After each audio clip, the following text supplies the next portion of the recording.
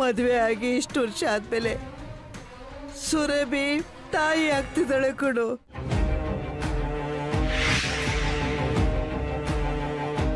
ಆ ಮನೆ ಪರಿಸ್ಥಿತಿ ನೋಡು.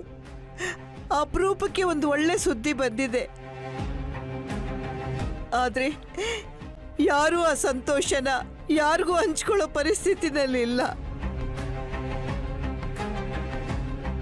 ಅವಳು ತಾಯಿ ಆಗ್ತಾ ಇರೋ ವಿಷಯನ ಯಾರಿಗೂ ಹೇಳಿಲ್ವಂತೆ. ಸೂರ್ಯನ್ಗೆ ಖುದ್ದಾಗಿ ಹೇಳ್ಬೇಕು ಅಂತಿದ್ಲಂತೆ. ಅಷ್ಟರಲ್ಲಿ ಆ ಚಾತುರ್ಯ ನಡೆದೋಯ್ತು. ಇದನ್ನೆಲ್ಲ ಅವಳಿಗೆ ಚೆಕಪ್ ಮಾಡ್ತಾ ಇದ್ದ ಡಾಕ್ಟರ್ ಹೇಳಿದ್ರಂತಪ್ಪ.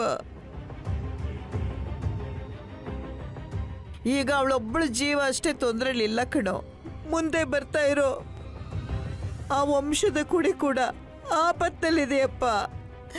ಇಂಥ ಸ್ಥಿತಿನಲ್ಲಿ ಪಾಪ ಅವಳು ಎಲ್ಲಿದ್ದಾಳೋ ಏನ್ ಮಾಡ್ತಾ ಇದ್ದಾಳೋ ನೆನೆಸ್ಕೊಂಡ್ರೆ ಕರುಳು ಕತ್ತರಿಸ್ದಂಗಾಗುತ್ತೆ ಕಣೋ.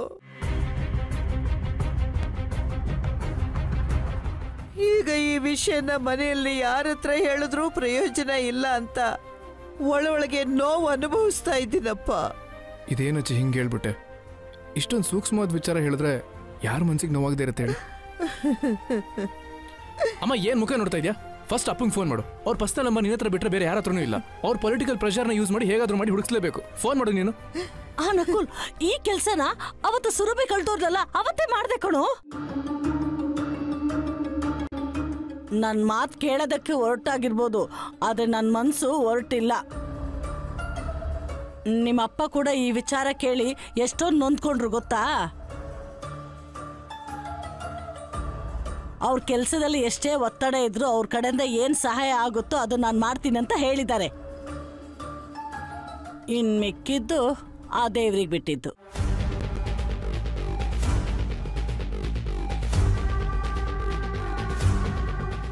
ಅಲ್ಲಿಗೆ ಎಲ್ಲ ಮುಗೀತು. ಅಪ್ಪಿ ತಪ್ಪಿ ಸುರ್ಬಿ ಏನಾದರೂ ಸಿಕ್ಬಿಟ್ರೆ ಖಂಡಿತ ನನ್ನ ಆಸೆ ಕನಸುಗಳೆಲ್ಲ ನನ್ನೊಳಗೆ ಸಮಾಧಿ ಆಗ್ಬಿಡುತ್ತೆ. ದೇವ್ರೆ, ನಾನು ಇದುವರೆಗೂ ನಿನ್ನ ಹತ್ರ ಏನೂ ಬೇಡ್ಕೊಂಡಿಲ್ಲ. ಹೇಗಾದರೂ ಮಾಡಿ ಆ ಪೀಡೆ ಸಿಗದೆ ಹೋದ್ರೆ ಸಾಕಪ್ಪ. ಒಂದು ವೇಳೆ ಸಿಕ್ಕಿದ್ರೂ ಅವಳು ಜೀವಂತವಾಗಿ ಮಾತ್ರ ಇರಬಾರ್ದು. ಆದಷ್ಟು ಬೇಗ ಅವಳನ್ನ ನಿನ್ನ ಹತ್ರ ಕರ್ಸ್ಕೊಂಡ್ಬಿಡಪ್ಪ ಪ್ಲೀಸ್.